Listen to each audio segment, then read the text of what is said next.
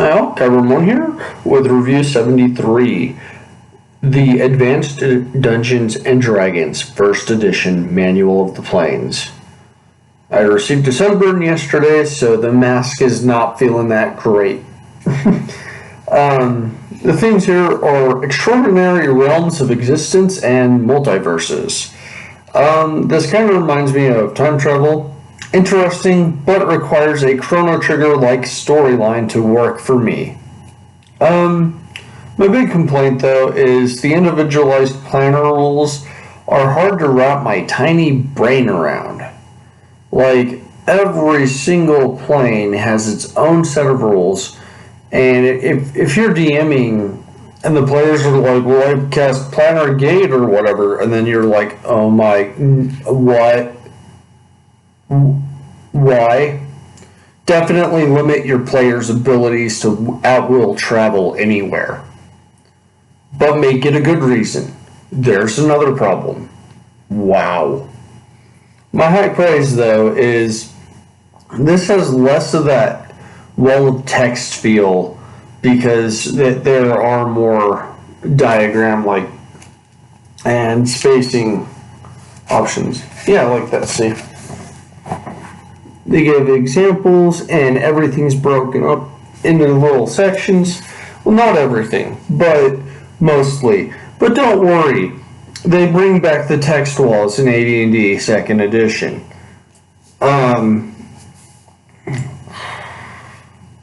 What else can I say about this? Yeah, let's get to the key points. So, on page 5, we have basically rules on how one would go about traveling between the planes. And there are 5 main ways: established spells and their variants, magical items, spell-like abilities, psionic abilities, and freestanding artifacts known as gates. And then, on page 6, there's a traditional depiction of the planes. I don't know about you, but this, thank God they moved to the Great Wheel for 3rd edition. And then on page 7, they have the schematic diagram of the planes. Once again, I'm glad they moved to the Great Wheel in 3rd edition. Like, it just seems over-convoluted to look at. And I don't know what they were thinking in 4th edition. Let's go back to our roots, because that made sense.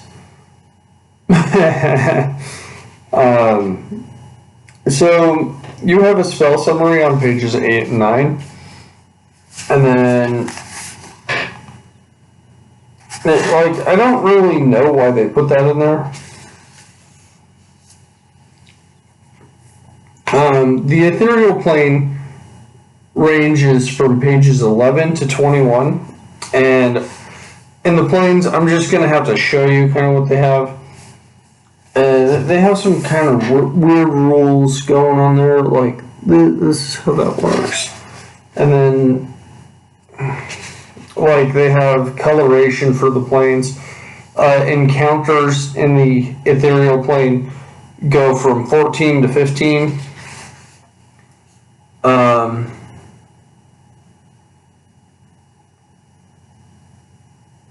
Okay, and I guess actually it stretches beyond there, but there's some cool art here. That's awesome. So just remember, the ethereal plane goes from 11 to 21. There's a lot of stuff in there and how magic works and demi-planes. Then you have the inner planes on 22 to 30. And there we have that. Yeah.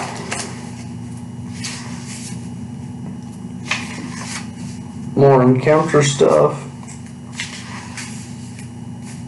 And then you have the plane of elemental air. And then that goes from 31 to 35.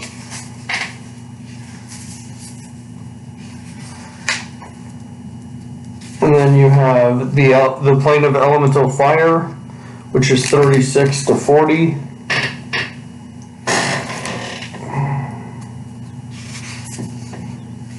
Then you have the plane of elemental earth, which is 41 to 45. And then you have the plane of elemental water. Sorry.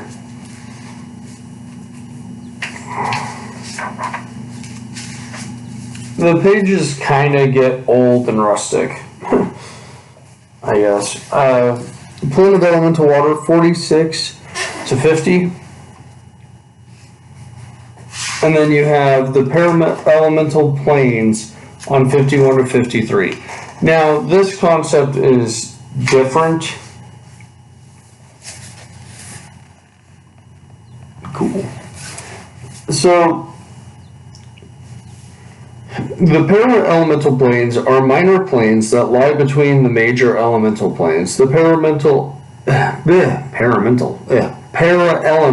planes are planes of smoke, where air meets fire, magma, where fire meets earth, ooze, where earth meets water, ice, where water meets air.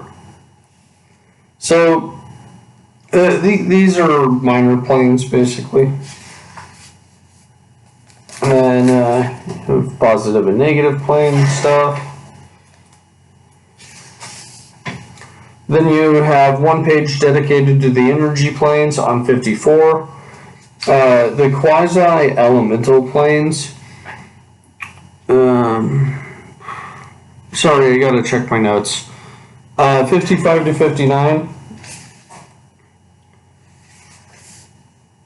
And that goes over positive and negative planes.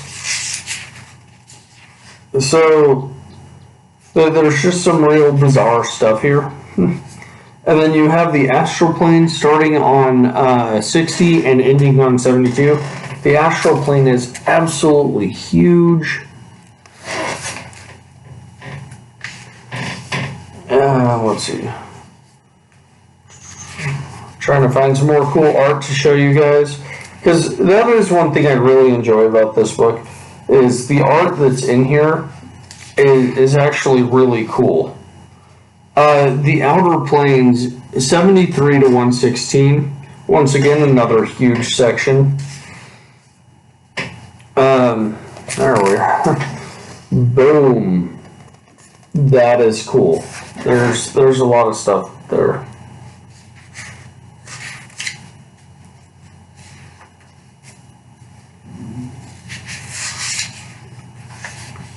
And there's stuff scattered all throughout the planes. Come on. There's just so much content.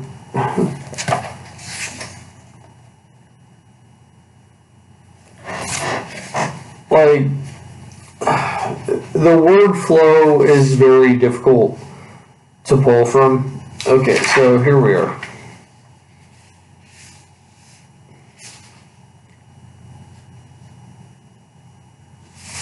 Alright, so the first outer plane they talk about is Nirvana on 84 to 86, and then Arcadia from 86 to 87, Seven Heavens from 87 to 89, Twin Paradises from 89 to 90, Elysium from 90 to 91, Happy Hunting Grounds from 91 to 92, Olympus from 92 to 94, Gladsheim from 94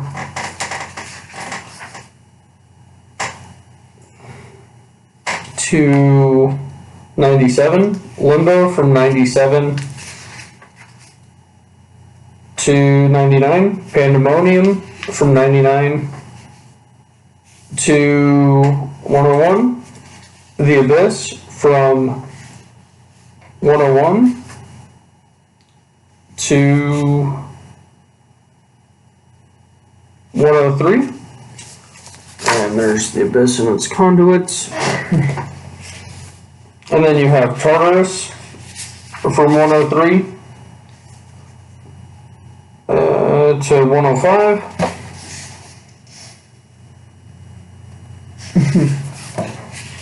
As I said, there's really cool ideas in here. Hades from 105 to 107. Gehenna from 107 to 108. And then the 9 Hells from 109 to 112. And then you have Acheron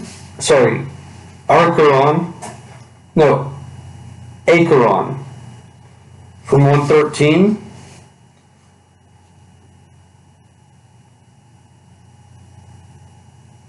to 114. And then you have something called that. What is it? Concordant opposition on 114. And to 116. Then you have Beyond the Outer Planes on 116. And then you have Appendix 1, the Prime Material Planes. 117 covers physical effects. And 118 covers both typical effects temporal effects as well as magical effects based on alternate prime material planes. And then you have Appendix 2, which is creatures of the planes, inner planes, and that's 120 and 121. And then you have summary of creatures from the outer planes on 122 to 123. And then you have abilities of the powers on 124 to 126. And abilities of the powers is interesting because it talks about standard divine abilities, which is astral travel, command, continual light or darkness, cure, detect, ethereal travel, enlarge up to 300%, geas, levitate, polymorph self, protection from cantrips, protection from good and evil, sending, teleport without error, understand languages or tongues, and vocalize. And there's a lot to go over on this. This is not a pick up and play material. You have to decide where it is that you want to send your players. Like, your players should not have a copy of this.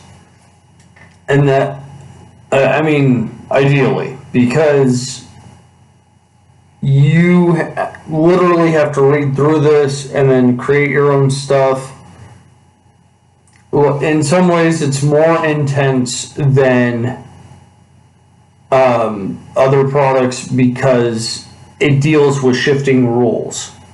You have to be completely prepared for your players to even fathom going to a place like this, or this could ruin your campaign. This could completely derail your campaign. Like a quick adventure here or there in an uncertain plane of existence would maybe help, but at the time this came out in 1986, $15 wasn't exactly chump change. Like, Um, that's between 4 and 5 hours worth of work for the average kid. And especially when you were limited on time and money, this is a lot of work.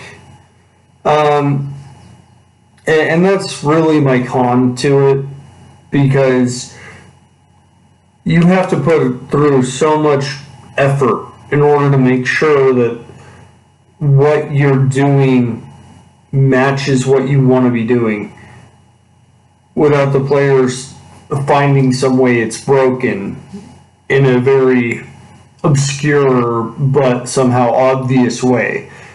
That's kind of my problem with planar settings. I recommend this for anyone who enjoys a rule shift for nearly any given situation. This does have an index, and that goes from 127 to 128. And unless you were building a Chrono Trigger storyline, and I would even say Chrono Cross finds its way into this, that is, I would say the Chrono series is ultimately the best way to handle planar existence as well. And that is simply because a well-told story with repercussions that are consistent is the best way to handle material with the planes. And you have to remember that outside of our existence on our version of the prime material plane, time works differently everywhere. So even if we change something in our past, that doesn't mean that we actually changed our past. We might have only shifted our reality into a different reality, and we might be invaders in a very similar reality. It's almost too much. Alright, Carbon 1 out. Please enjoy.